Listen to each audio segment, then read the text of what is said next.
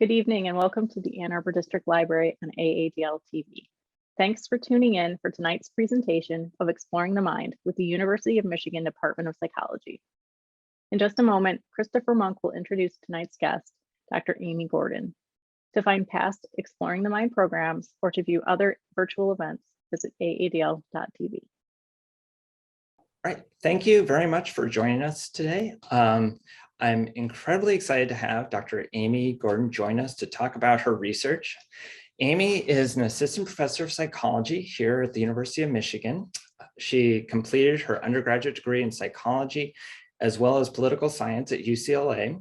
She went on to get her PhD in social and personality psychology at Berkeley.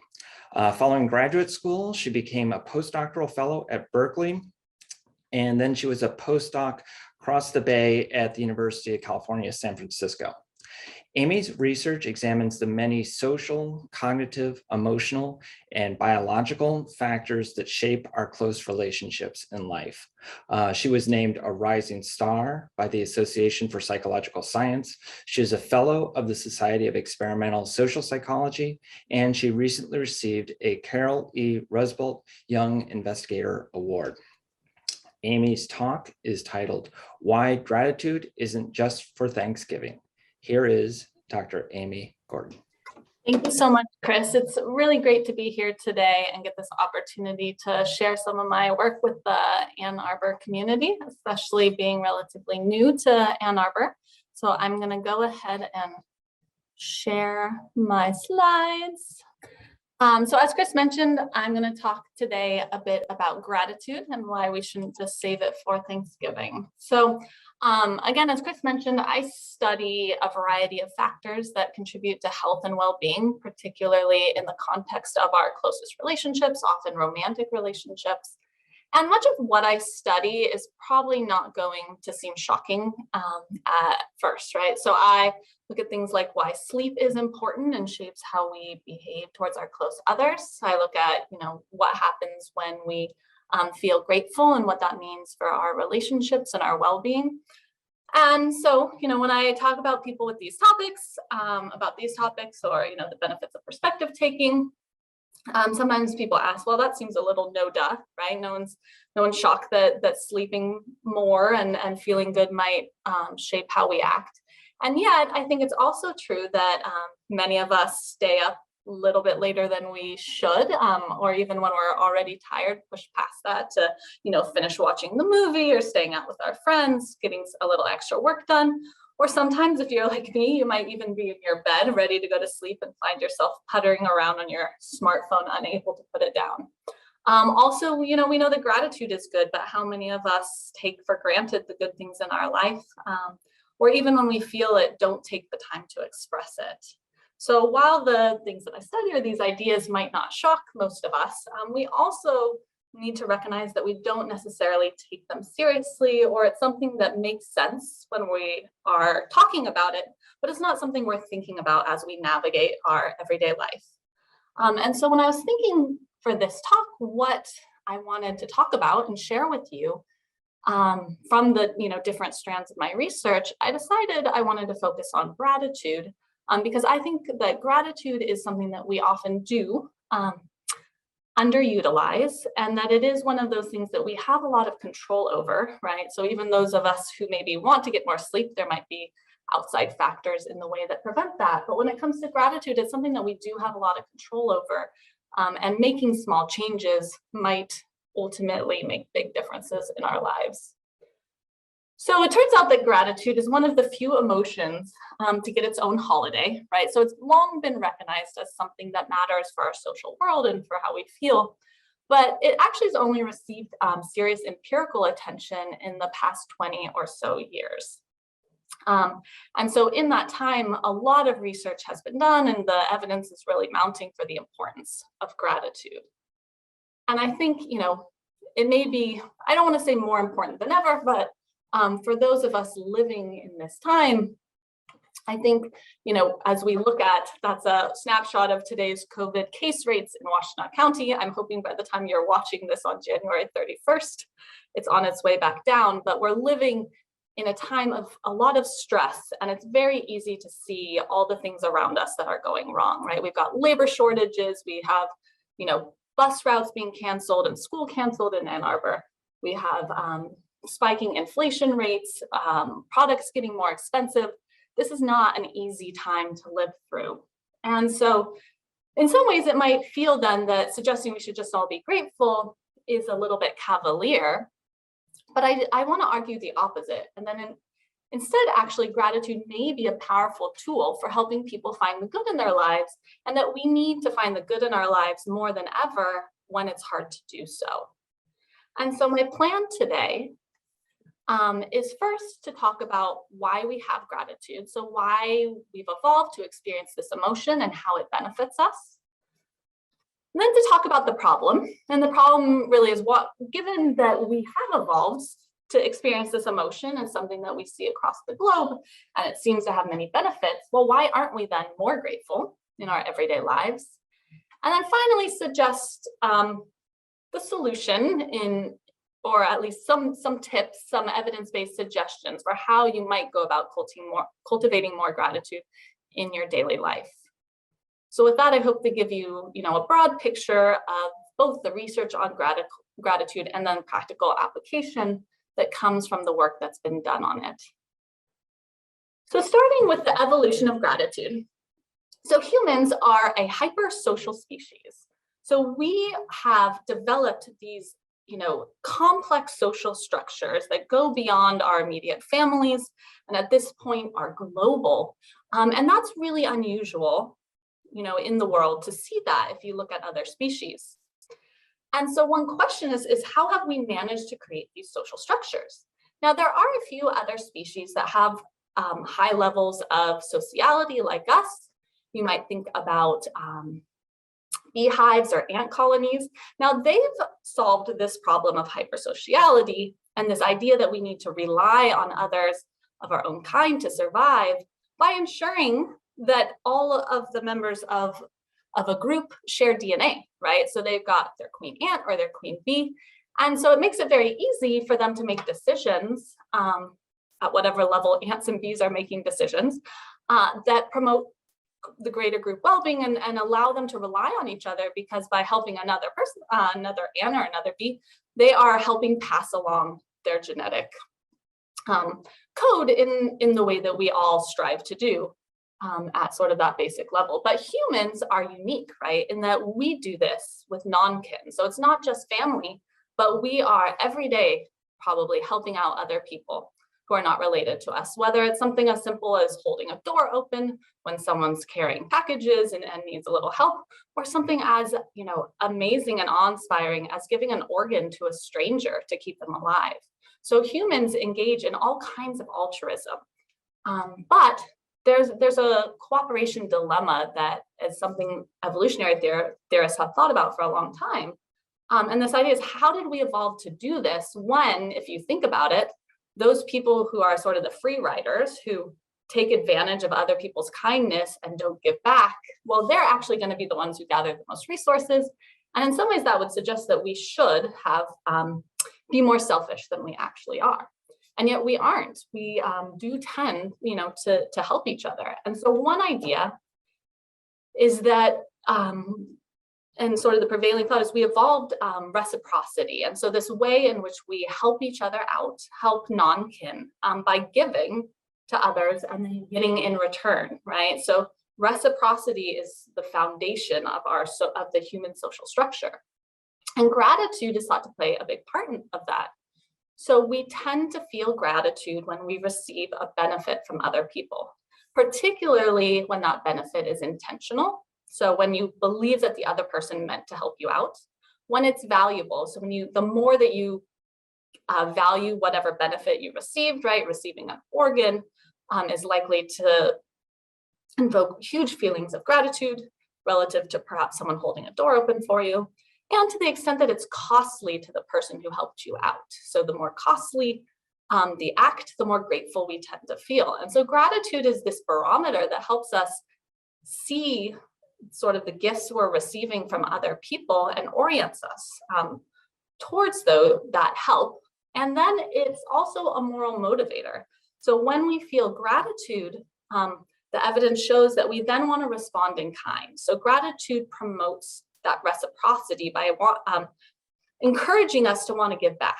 And actually it encourages not just giving back to the person who helped us, but in some cool research people have done, they find that when you receive help from someone and you feel grateful, when you're unable to give it back to that person, you have that feeling still, and you tend to then give to other people. So it can even promote this sort of pay it forward mentality, in feeling good that you've received this gift and then wanting to pay it, whether back to that person or forward to somebody else. Now, of course, there's other pieces to this puzzle. We also feel indebted. We also gossip about people who don't, return favors and take advantage. And so we have evolved many sort of pieces of the puzzle to help us create these social structures that we have. But today I want to focus on the role of gratitude. So in thinking about this, it's, we feel this gratitude, it motivates us to return in kind. But scholars such as Sarah Aljo have argued that it's even more than that.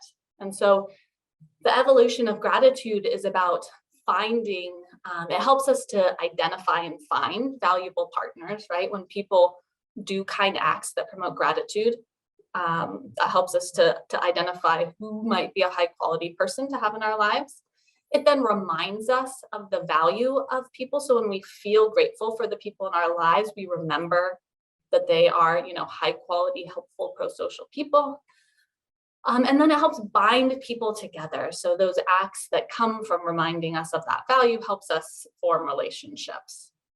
So to give you just an example of how this might work, imagine that you moved into a new house, you meet your neighbor, they seem to be pretty nice.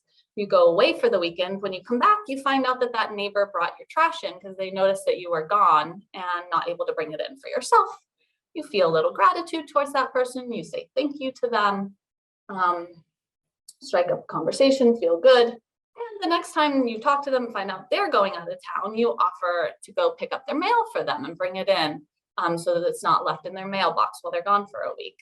And so these small acts, pro-social acts, and then the gratitude that is felt and promotes sort of future actions can help to form these relationships between people, right? And so over time, you start to trade these favors and build up trust and sort of pro-sociality in that relationship.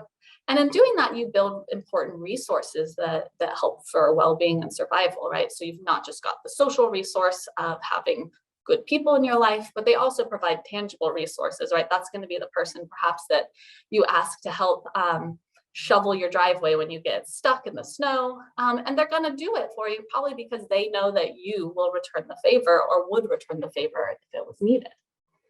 And so this foundational work on gratitude really looks at it as the social glue that helps us form and maintain important relationships.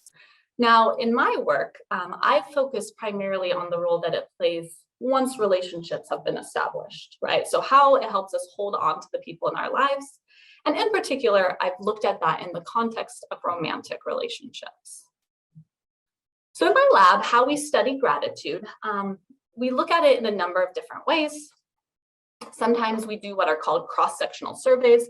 So we just ask people to fill out questions about how grateful they are for the people in their lives, with a romantic partner more generally. And we ask them other questions about how they feel about their relationship, their well-being, their emotions. And this helps us figure out if people who tend to be more grateful tend to have other positive things going on in their lives relative to people who are less grateful. We also do studies, what we often call daily diaries. So here we might give people a survey over their phone, and they get the same survey every day or a couple times a day for 1, 2, or 3 weeks. And this allows us, again, to sort of look at the people who tend to say they're more grateful. Do they look different than the people who tend to say they're less grateful? But also on days when people feel more gratitude, how are they different than days when they feel less gratitude? We also can use this to do experiments where maybe halfway through a study, we ask people to write a letter of gratitude and look at how that changes how they feel compared to people who don't write that letter. And then I always like to combine these self-report studies, as we call them, with laboratory observations. So in other work, we'll bring people into the lab, often romantic couples, and have them do things like we've had them write gratitude letters and share them with each other. We have them just take turns talking about times they're grateful. We look at them in other contexts, like when they're having a conflict conversation or dealing with something stressful. And these laboratory observations allow us to capture how they express gratitude to each other, differences in that expression, how they're behaving and responding to each other as they talk about positive and negative moments, and also how their body changes to understand whether gratitude might help, soothe our systems relative to other experiences. So across all these different methods, what we tend to find is that people who are more grateful for their partners, whether this is compared to people who are less grateful, or we're thinking about days when they're more grateful relative to days when they're feeling less grateful, that people, when they're feeling more gratitude, tend to be more responsive to their partners. So what does this look like? It can look like them in a nightly survey saying that they did something thoughtful and responsive for their partner that day, that they sort of were attending to them. In the lab, when we watch the videos of couples, it might look like that person listening more intently, showing understanding to their partner, validating what their partner is saying. Yeah, that makes a lot of sense. I can see why you feel that way. I agree. And also showing support and care and love, expressing more affection and love towards their partner. We also find that in general, people who are more grateful tend to be more satisfied with their relationships, and that they're more committed to their relationships. And this makes sense, right? That idea of binding people together. So if gratitude helps us recognize the value in our partners, then it motivates us to want to respond positively towards our partners and want to hold on to those people. So to give you an example, in some of my earliest work on gratitude, we did look at gratitude and commitment. And what you can see here is that we tracked people over 9 months. And at time one, when we first asked them about their gratitude, people who tended to be more grateful were more committed to their relationships than people who tended to be less grateful for their partners. But you can see that difference just increases over time, such that the people who are lower in gratitude are decreasing in their commitment, but people who are higher in gratitude are maintaining it. And this is something that we've followed up with recently. We've looked at gratitude, satisfaction, and commitment in 6 different studies of couples where we have data at multiple time points. So again, tracking them over time, and we find similar results, that people who are more grateful tend to be more committed to their partners in the moment and over time. And so putting all of this work together, I like to, when I think about gratitude, one of the things I think a lot about is that it is this social emotion where we're often experiencing it in relation to or towards someone else. And so that person, right, is sort of the recipient of that gratitude and feels it as well. So if we put this all together, we put it into what I like to call a dyadic model of gratitude. So you can imagine that something happens to make person A feel more grateful, right, in that moment. And when they feel grateful, that prompts them to want to engage in what we call relationship maintenance behaviors, right? So back to that idea of responsiveness, doing things for your partner, maybe picking up more of the tasks around the house, whatever it is that might help them. I'm grateful for this person in my life. So I want to engage in behaviors that help both express that gratitude and help me hold on to this relationship. So orienting you towards maintaining your relationship. And one of the things that we know from our research as well is that when people feel engage in more of these behaviors, and do things to help maintain their relationship, their partner picks up on that, and their partner tends to feel more appreciated, right? If you have someone who's being responsive, who's listening to you, who's asking questions, who's supporting you, you probably are going to feel more appreciated by them. And one of our strongest findings is that people, when they feel appreciated, are more grateful, right? If I have a partner who I feel values me, that's a person worth holding on to. And right, I've studied this, as I said, in the context of romantic relationships, but this is true in our friendships. This is true, I think about it at sort of the employer-employee level, right? If you have if you work for a company, right? I feel that luckily here at the University of Michigan, where they just do so much to appreciate everything that we do. And that makes me feel appreciated. When I feel appreciated, I feel really lucky to work in a place that appreciates me. And so you can see this sort of cycle and how it might finish up into what we would call sort of this gratitude cycle, where when one person becomes grateful, that could promote gratitude and feeling appreciated in both partners. Now, there's some interesting work that's come out in the last few years, thinking about this dyadic model and how two partners experiencing gratitude might affect the relationship. And so this research found what they call their weak link theory. So the idea and what they found some evidence for in a large sample of newlywed couples was that gratitude was good, but only and promoted relationship satisfaction over time, but only if your partner was also grateful. So people who were grateful but had an ungrateful partner or a less grateful partner did not show those same benefits. And so we've followed up on this. This is work that we're currently getting published, so it's not out yet. But we looked at it again, and with some colleagues, I looked at it in 6 different data sets to see, okay, what's going on? Does one grateful partner promote gratitude in the other person, or does it really take 2 grateful people?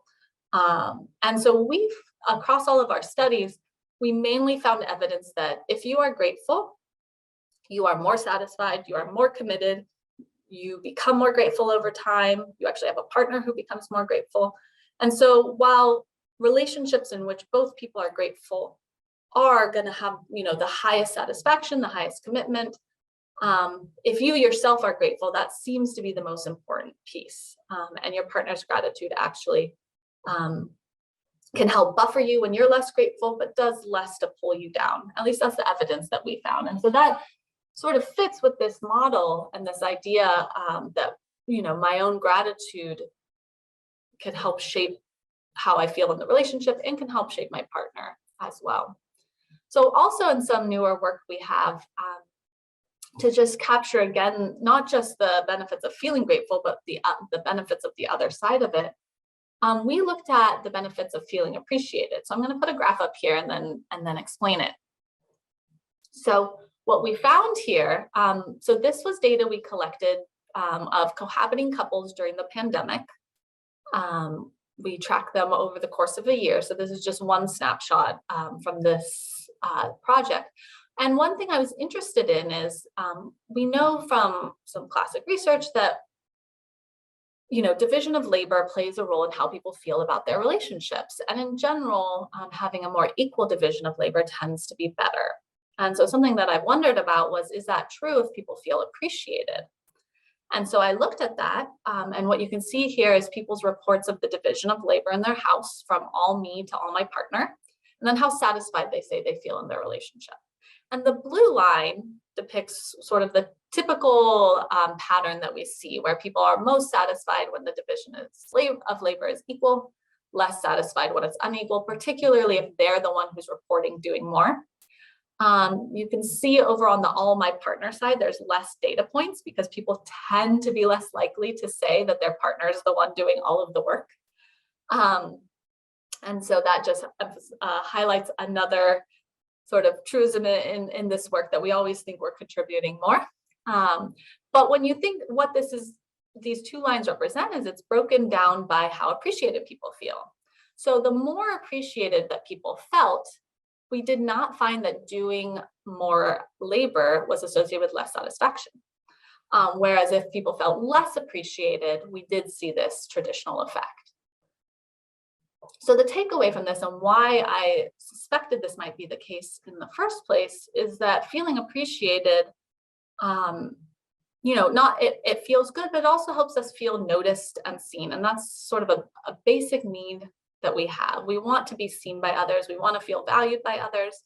And so even if you're doing a lot more around the house, perhaps, and we found that even if you do more than you think is fair, if you feel appreciated by your partner, if you feel like they value your contributions, not just for the labor, we see it specifically for the labor, but also just a more general sense of feeling appreciated, then doing more is not necessarily associated with worse outcomes. It's really when you're contributing more and you don't feel like it's getting noticed or seen, when you feel taken for granted, that we see those associations. So this work, is sort of a brief overview of some of the benefits of gratitude in the context of relationships and some of the work that's come out from me in my lab. But one thing you might notice or be thinking about is all of this is focused on gratitude towards another person. But a lot of us also experience a more general sense of gratitude, or what I'm going to call a gratitude for what's good, right? So for me, if you're someone like me who didn't grow up, so I grew up in California, and so moving to Ann Arbor was the first time that I got to open my curtains on a winter morning and experience this winter wonderland, right? And my response was to feel grateful. Now, this type of gratitude is different than what's often focused on in the literature on the emotion of gratitude, and really defined as this feeling towards someone else who's benefited us. This, is a more general sense of gratitude that researchers recognize also exists, right? And it's important. So I wanted to take a moment to reflect on that, because we do feel grateful, for a beautiful scene outside our window, a moment of peace. We feel grateful not just to someone who's done something nice for us, but we might just feel this general sense of gratitude for having good people in our lives, right? Grateful to have people who care about us, or people that we care about. We can feel grateful for our health. We can just sometimes feel grateful more generally for being alive, right? And some scholars argue that all of this still is a gratitude towards someone or something, that there's some higher being, whether you recognize it or not, that you're feeling that gratitude towards, right? Whether you recognize that as God or fate or Mother Nature, whoever it is, that often when we feel grateful, it's grateful, we still feel like something has been given to us, right? That's a sense of, I've been given this gift of a beautiful scene, of health, of a family. For our purposes, for my research, for what we're going to discuss today, I don't know that that distinction matters. I think it's sort of interesting to think about how gratitude evolved, perhaps from a very specific emotion in response to someone, to this more general sense of gratitude that we often experience. And in some ways, I think can be more powerful in sort of its generality. And so when we think about gratitude in this more general way, whether we're thinking about it as, thanks for someone who's done something nice for us, thanks to someone who's, plays a valuable role in our lives, thanks for our health, researchers have found a lot of benefits, so that grateful people, whether it's their natural disposition to be grateful, or it's been induced through having them keep gratitude journals or write gratitude letters, that these people are healthier. They tend to have fewer cold symptoms, better sleep, at least as has been found in a few studies. People who are more grateful are more satisfied with their lives. They're less depressed. They're less materialistic, more resilient, more pro-social, more ethical. They showed sort of lower blood pressure in daily life. And so there seem to be a lot of benefits that come from having this sort of more grateful outlook and focusing on what's good. So in one of the first studies, just to give you an example of this, these researchers, Emmons and McCullough, in some of the first work manipulating gratitude, they ran several different studies, having people either write things they're grateful for each day, or doing some sort of a control condition in which they didn't write about gratitude. And in one of the studies, they had adults with neuromuscular disease do this gratitude or control. So there's a little over 60 participants, so 30 in each condition. And they found across the board that those who wrote down daily things they were grateful for showed sort of greater health and well-being relative to those who didn't write about gratitude and just reported on the outcomes, like their sleep or their social connections. But what I wanted to point out here is that in this study in particular, they also had most of these participants had a spouse or a partner, someone who lived with them who could also report on how they were feeling. They found that the people in the gratitude condition had that partner also reporting that the participant seemed more satisfied with their lives. So whatever is happening here is something that is observable by the people around them. So with that, I want to turn to the question of why aren't we more grateful? So I gave you that dyadic model of gratitude in which one person's gratitude should create this, upward cycle of both people, that our own gratitude has evolved to play this important role and seems to have a lot of these benefits. But I think, if you are human, and you are probably in the majority, you are not walking around every day looking at everything and thinking, I'm so lucky to be alive, right? We're often focused more on what's wrong than what's right. And we might note, in moments of clarity that the things in our life that we take for granted.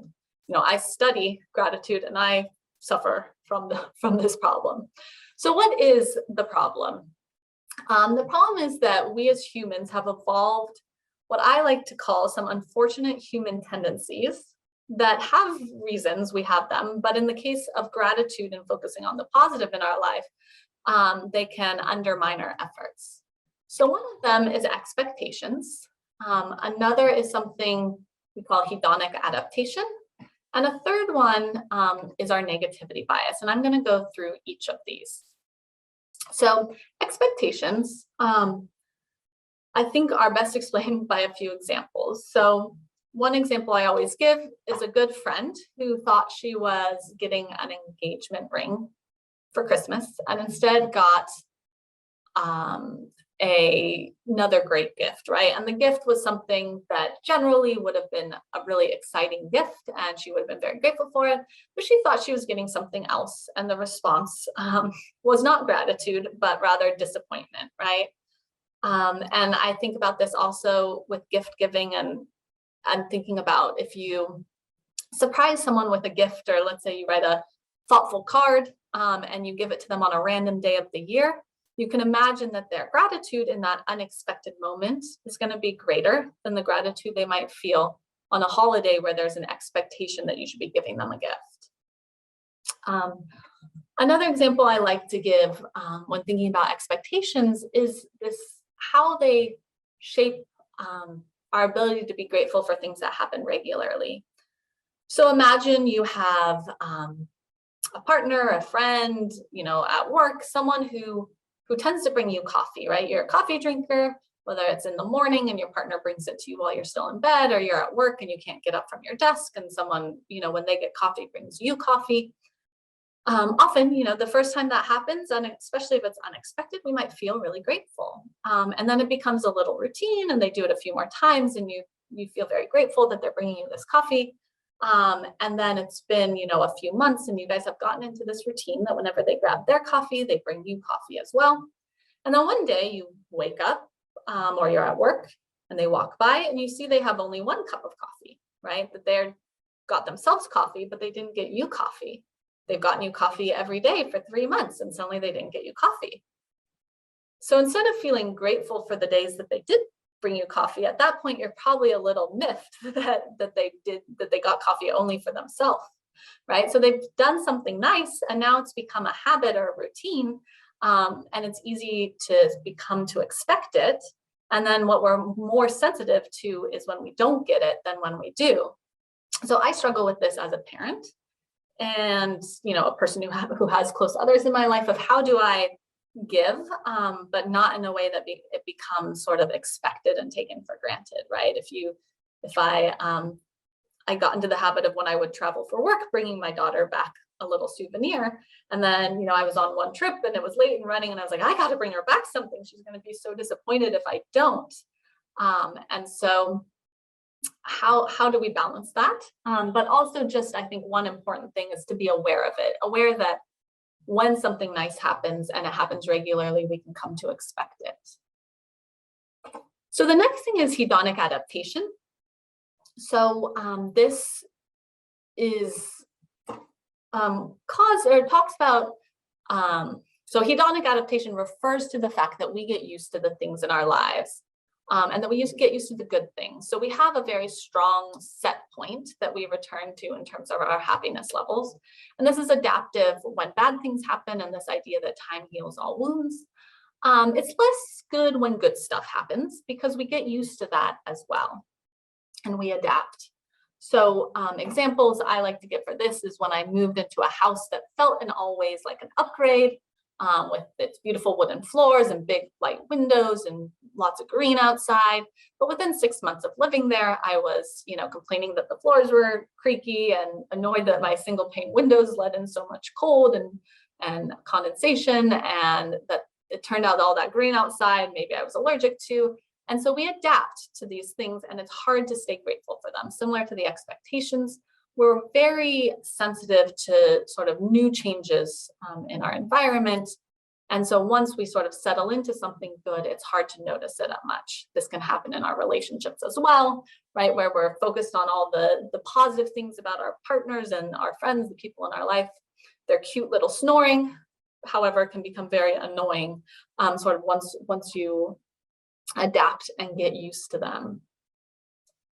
So that leads me to the third one, which is that we have a negativity bias, right? And we've evolved to have this. It was very adaptive, being very threat vigilant, seeing what's bad or wrong in our environment was more important for survival than seeing what was good, right? We needed to know who or what was threatening us and be able to stay away from it.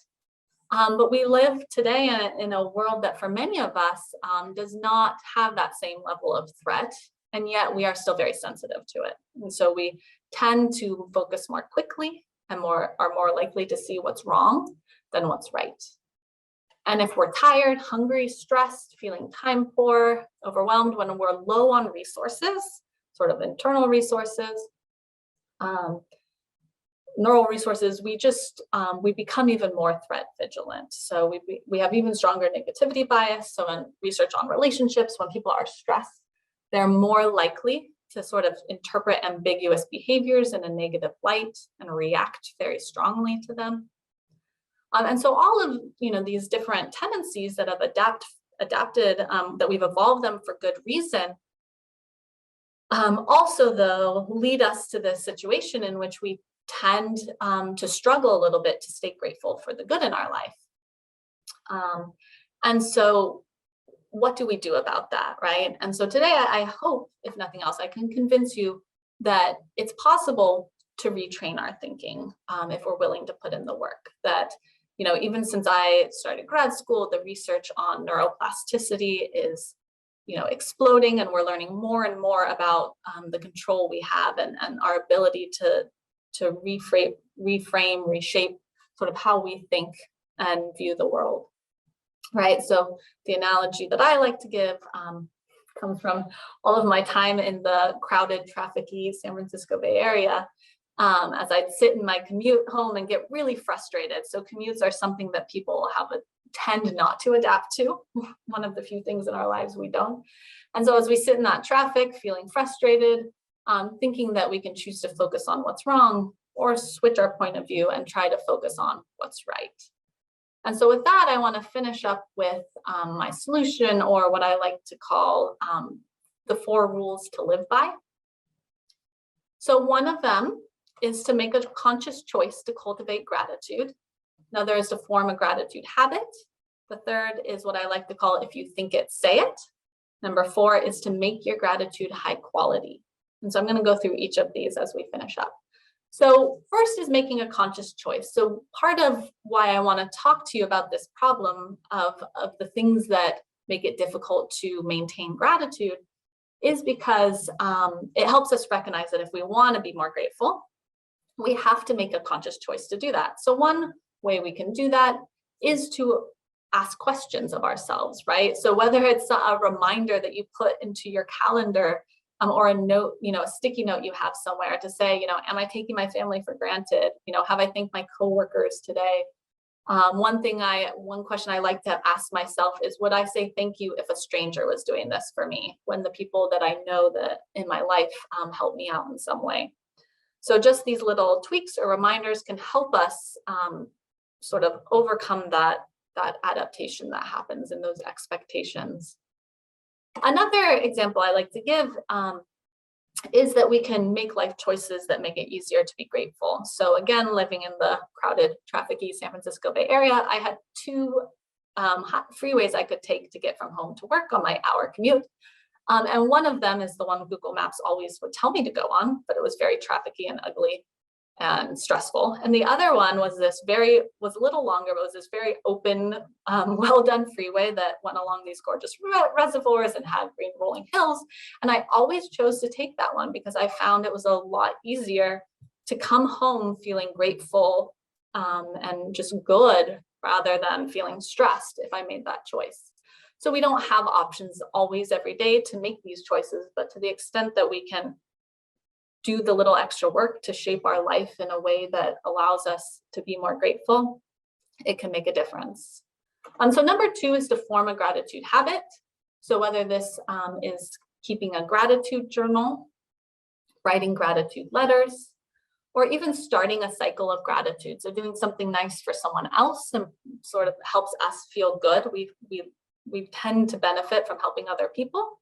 And then watching that person perhaps help someone else or say thank you, right, to you, back to you, can sort of engender some of those good feelings. So these are ways that gratitude is manipulated in the lab. Writing gratitude letters tends to be a very powerful way.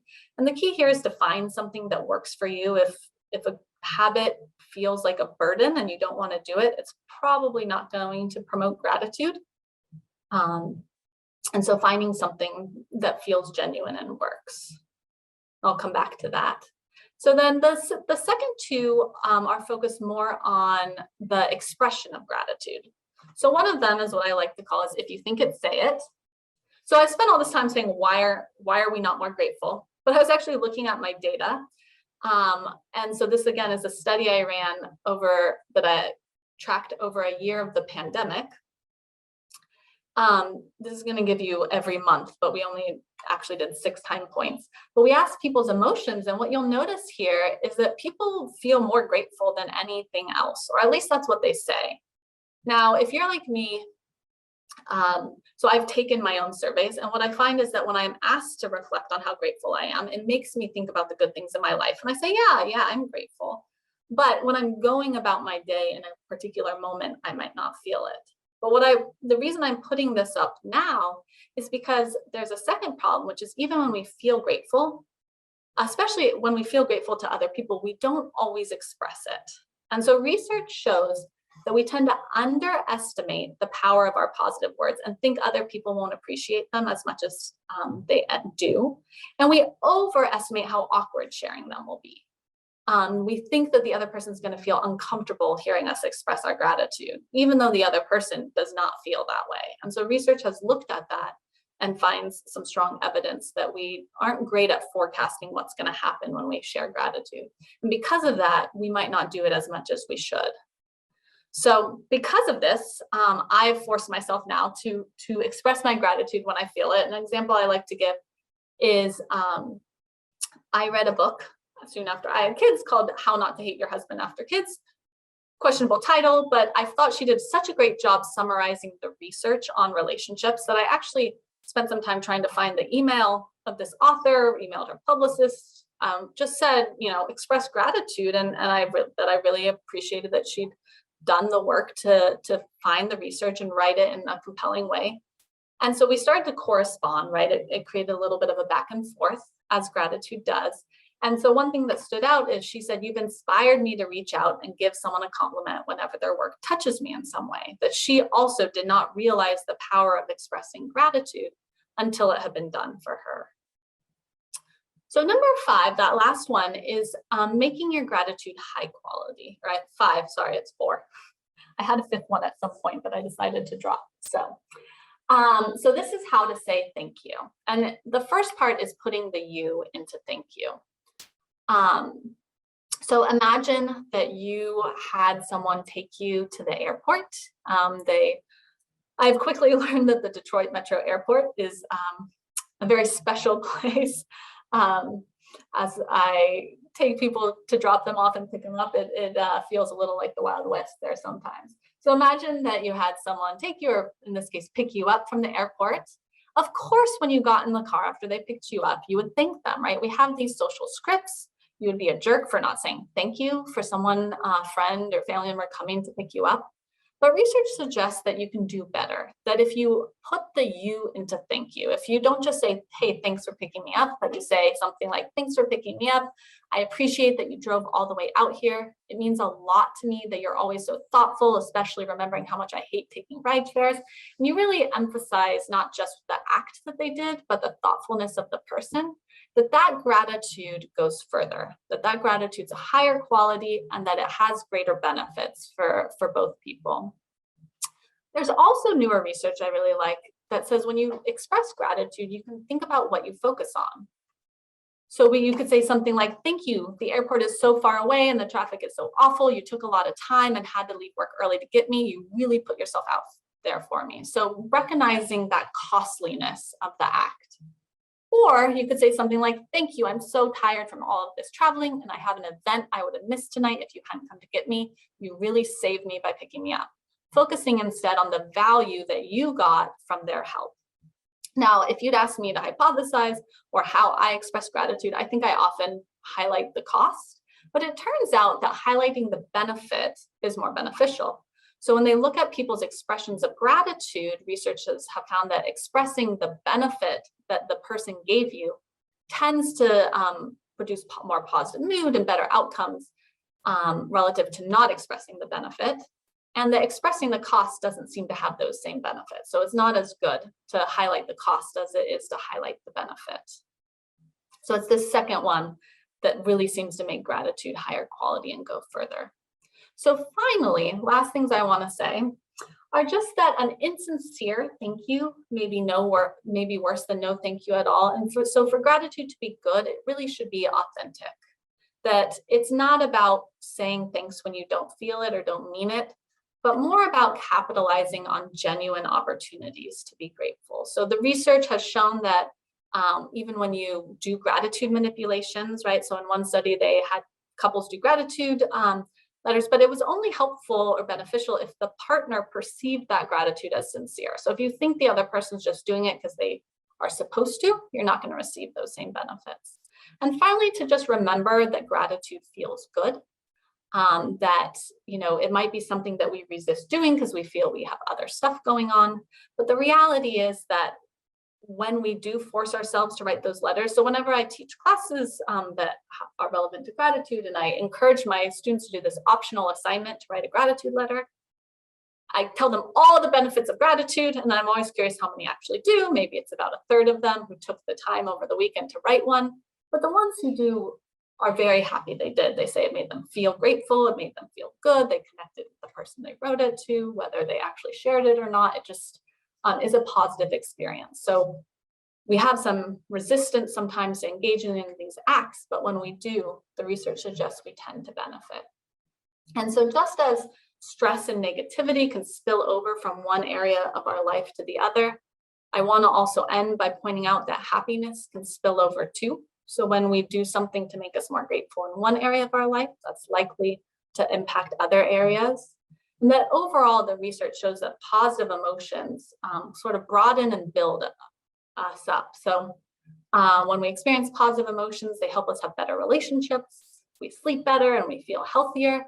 And all of these things then promote more positive emotions.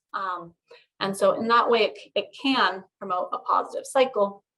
And so again, thinking about that, it can be hard when times are tough, such as in the midst of a global pandemic and everything that goes with it, to feel like there's much to be grateful for. But the research on resilience and gratitude suggests that if we can find something, that's only going to benefit us. And so I like to end with this quote, that there are always flowers for those who want to see them. With that, thank you again for taking the time to watch this, and I look forward to chatting with you a bit about it, Chris. All right, thank you so much, Amy. That was really wonderful. That was great. So I thought I'd just ask you a few questions as we discussed. Can I ask you one first? Yeah. Have I convinced you to write a gratitude letter? That's always the question at the end of it. I was actually going to ask you if there's some other options. Yeah. I just one of my first questions was going to be well, first of all, I appreciate and grateful for you're providing very concrete examples of what we all can do, because I think often it's very easy for us to just go about our day and move along, and in a couple of weeks remember, oh gosh, I should be doing something more concrete. And you really gave some concrete examples. And so, yeah, that was really wonderful. And related to that, I wanted to ask you, so one idea you mentioned earlier was doing a journaling, like once a day. And for those of us who are more tied to our phones, are there like apps that not that you need to endorse anything, but are there like useful apps out there that would help resonate that and remind us to do those things? So there's something called the Greater Good Science Center at UC Berkeley. And for a while, they were running like a gratitude-based app. And I know that there's a lot of other just consumer side apps out there that maybe prompt you to list things. It doesn't even have to be something you write down. Sometimes that can be nice to return to, but sometimes just as you fall asleep. So the research on sleep suggests that people who are more grateful tend to have more positive thoughts as they fall asleep. And so that idea that promotes better sleep, those pre-sleep cognitions. And so even just in your mind saying, okay, what are three, like getting into a habit of, what are three good things that happened today, right? It might be something super small, like I didn't have to shovel snow off my car, or it could be something really big, like I talked to someone, a friend I haven't heard from in 10 years or something, but just sort of getting into the habit of that. But yeah, I think that there are apps out there, but even on your phone, starting some, like putting a reminder into a calendar, or having, some notepad that you just jot things down. The goal again is just, we are so often focused on what's wrong. We get home and we complain, right, about the email that someone didn't respond to, and the traffic and the cold and the this, and it's just trying to tweak our thinking a little bit to say like, okay, but what good things happened also? Yeah. Okay. That's great. Thank you. So I will do that. Thank you. And I wanted to ask more in terms of the science. I was going to ask a question about interventions, and you discussed an intervention, which was great. And so just to back up a little bit, one thing about this literature that we're all, like everyone in any kind of literature, any kind of line of research is concerned about is just all the confounds that may be out there, like more grateful people, maybe, there are other attributes that they may have that serves them well. And so one thing I love, I'm sure you do too, about interventions, if you do a randomized control trial where randomly select people to be in one group or control into the intervention group or the control group, is then you can tease that apart and see if the benefits, if the differences are really due to the gratitude. And I just wonder if there are others more, or you could elaborate on that one study, or if there are other studies out there that you know of that have shown the health benefits and the well-being benefits of this, and what you think about their control groups, if that's a good control group or not. Yes. So I have, so a lot of the work on gratitude outside of like romantic relationships or close relationships is experimental, where they are in the lab creating a situation in which they're inducing gratitude, either literally in the lab by having, a computer breakdown and someone comes and helps them, and then how does that gratitude shape their prosociality afterwards, but also through letters and journaling, and looking at those effects. And there's work in the clinical world on gratitude showing that, it tends to have sort of the gratitude interventions that I've seen. So Alex Wood is someone who's done some work on this, looking at them compared to other sort of gold standard interventions for, body image issues, let's say, or depression. And they tend to find fairly strong effects, but people like the gratitude interventions better than the other therapies. So they're actually more likely to keep doing them, which is interesting. In relationships, I feel like there's less clear intervention or clinical trial work that I've seen that has been as compelling. And And so they don't always find the same effects of inducing gratitude as naturally occurring. And it could be, and we have to be thoughtful of, what are the confounds. But I also wonder if gratitude that's aimed at like increasing expression to someone else is more complicated to intervene with, right? That feeling of, well, if I know that you've been told to be grateful, is that the same as when you feel it spontaneously, or you're someone who is oriented towards value in your relationships? So it's something that I'm really interested in. And one of the things I hope to do soon is to try a bunch of different gratitude interventions and sort of put them out and see what we get back from them. Because I think in terms of the context of relationships, before telling people this is what you need to do in your relationship, I think we do need to do a little bit more work in the intervention space. Yeah. So there is some work out there that does suggest when it's perceived sincerely, gratitude promotes positive mood and satisfaction. And people after a gratitude intervention and couples tend to spend more time like closer together, is another study I've seen. Yeah, right. Yeah. Okay, those are really great points. Okay. Great. And so the last question, I just wanted to give you a chance to talk a little bit about future directions and where you see this work going for yourself. Yeah. Yeah. So, you brought up one important point, which is, I give these talks. I do think, and some of it's so based in the theory and the understanding of how gratitude changes how we see things, that there are benefits to it. But I am also cautious. Like, I'm not a clinician, but I would be cautious before, saying very strongly, like, you should go do this exact thing in your relationship, right? I think that's where I always end with, it's more about capitalizing on genuine feelings rather than inducing gratitude that's not there. But I do hope to deploy a study in which we ask people to do gratitude letters and gratitude journals and, share gratitude with each other, and then look at, how that affects them, but also how that spills over to affecting, the close others in their life as well, and sort of the social network effects of how gratitude spills out. Yeah. But the other side of it is also this piece, and it's something I'm working on, which is better understanding what keeps us from being grateful and expressing that gratitude, right? Because when the good is there, why do we not always see it? So I have work looking at sleep, right? Depriving people of sleep and seeing how that affects the way they share gratitude, or bringing them into the lab and putting them through something stressful and then looking at the gratitude. I'm interested in the stress, but also we have them do a gratitude conversation after and say, well, when you're stressed, are you less attentive to what's going on? You're more internally focused perhaps on your own stress and less able to see what's out there.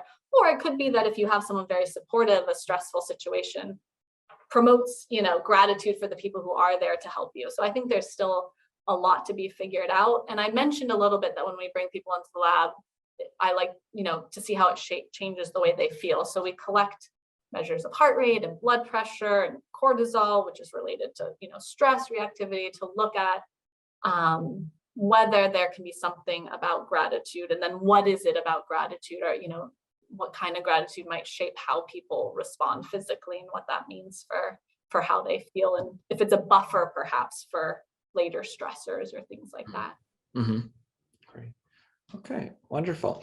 Well, thank you very much for doing this. Yeah. This has been a real treat. I appreciate it. This is a very grateful department. I've been so impressed since coming here in general, how much, but it makes a difference, right? It's been a really nice environment to be in because people seem to really appreciate the contributions of everybody else. Yeah, absolutely. I definitely agree.